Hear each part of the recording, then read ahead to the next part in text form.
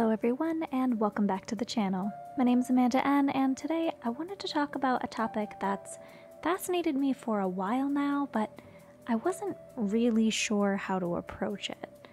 I've seen Rainbow at Reddit and a bunch of other YouTubers talk about this, or I guess this individual, and so I wanted to discuss who she is and why her story has so many captivated, and that is Chip-chan.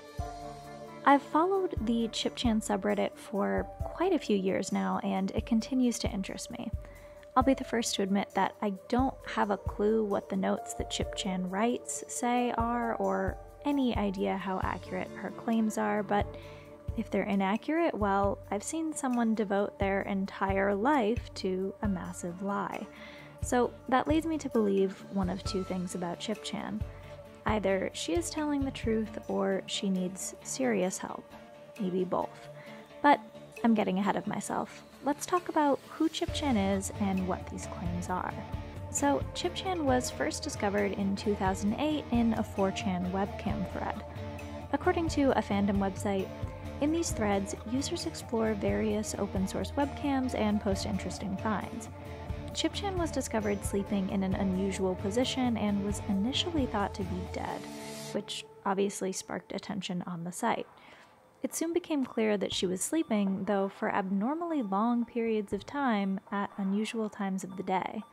She sleeps in extremely uncomfortable positions, sitting in a chair or lying on the floor, and an anonymous user eventually found her WordPress blog, in turn leading to dozens of other blogs in which she claimed to have been implanted with a mind control weapon, quote, at a cartilage bone 3 centimeters off the ankle bone, end quote. She also believed to have had a chip implanted under her left eyebrow. Other sources say that Chip-chan was supposedly implanted there by a corrupt Korean official named P, who uses the chips to force her to sleep 20 hours a day. There isn't a ton of information about P in general, though his name is apparently Park Sung-don. He's in his 60s and is now retired. P is the villain of Chip-chan's story.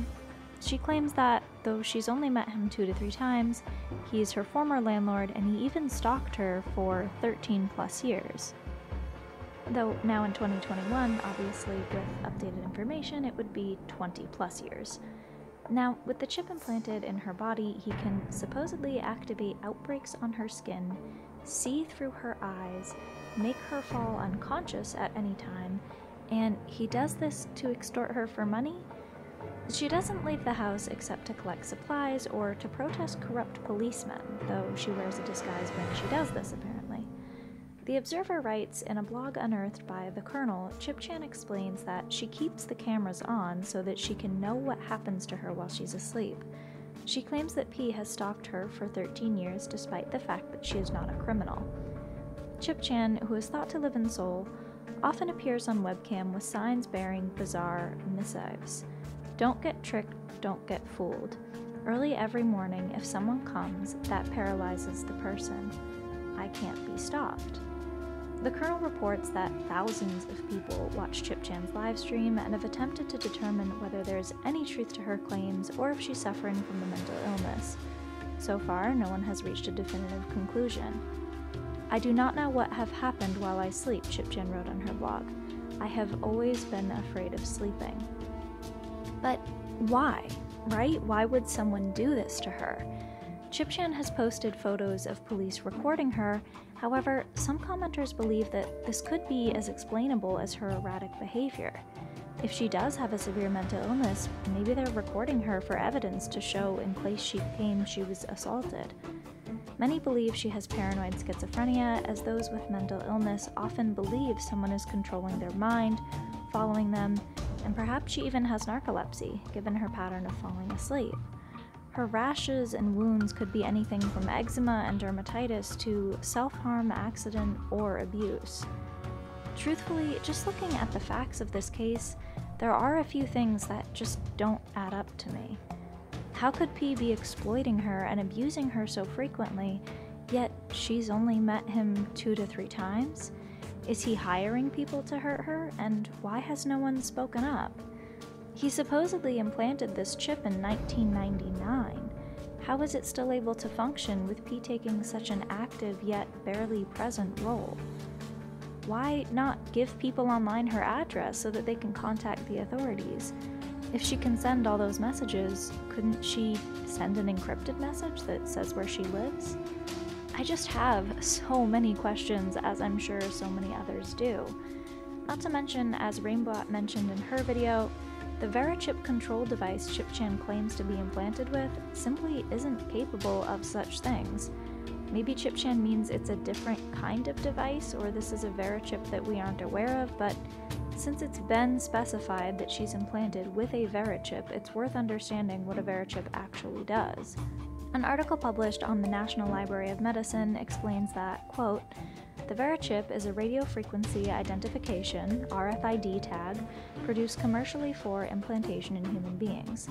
Its proposed uses include identification of medical patients, physical access control, contactless retail payment, and even the tracing of kidnapping victims. As the authors explain, the VeriChip is vulnerable to simple, over-the-air spoofing attacks. In particular, an attacker capable of scanning a VeriChip, eavesdropping on its signal, or simply learning its serial number can create a spoof device whose radio appearance is indistinguishable from the original. We explore the practical implications of this security vulnerability. The authors argue that, 1. The VeriChip should serve exclusively for identification and not authentication or access control.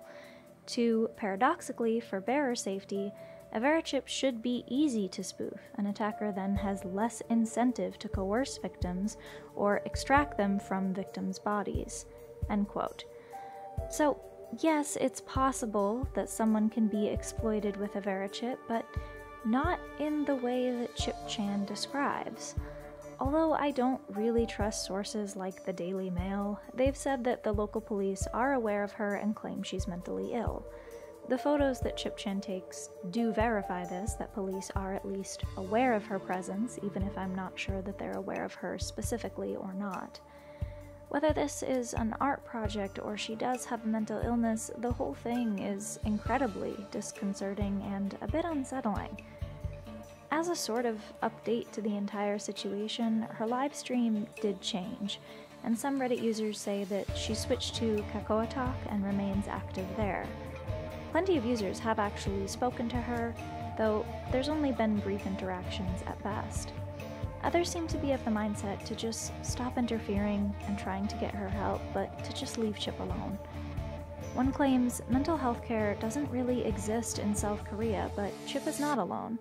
It's strongly believed that P is a healthcare agent that helps her, and it's been said that her landlord and the local police know about her and help her. I'm absolutely in agreement that it's become a bit odd how people seem so intent on solving the mystery of what seems to be a mentally ill woman. I do hope that wherever ChipChan is, she's doing well. I think it's a shame that mental health isn't really taken seriously in places like South Korea, but I think it's pretty equally shameful how people have used her live streams and even her mental illness to invade her privacy, visit her home, and claim that they want to help.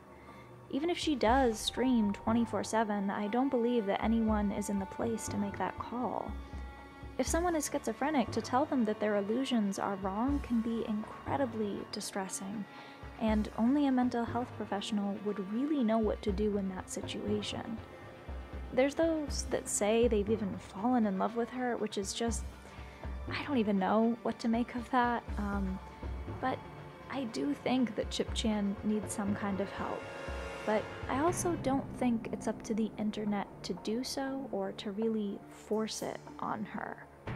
But this whole situation is really confusing. It does fall into a little bit of a gray area with me, I guess because on one hand, while I understand why people want to reach out and want to help her and give her the help that she does seem to desperately need and can't receive, on the other hand, it doesn't seem right for anyone really to assume that they know her.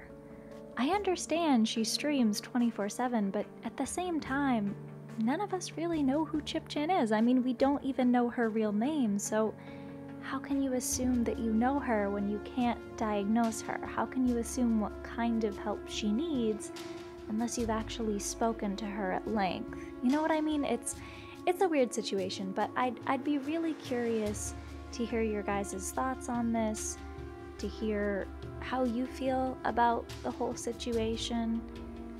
It's a bit sad to watch, I guess is all I'll have to say. But with that said, I hope that you guys are doing well. Please hit that like button if you enjoyed this video, and that subscribe button if you haven't already. It definitely helps my channel grow. And if you've got any recommendations for me, I would love to hear them. And in general, I'd just love to hear from you guys in those comments. Thank you so much for watching, and thank you so much for 400 subscribers. I don't know if I've said that in one of my actual videos yet, but thank you so much, and I'll see you guys in the next one. Bye!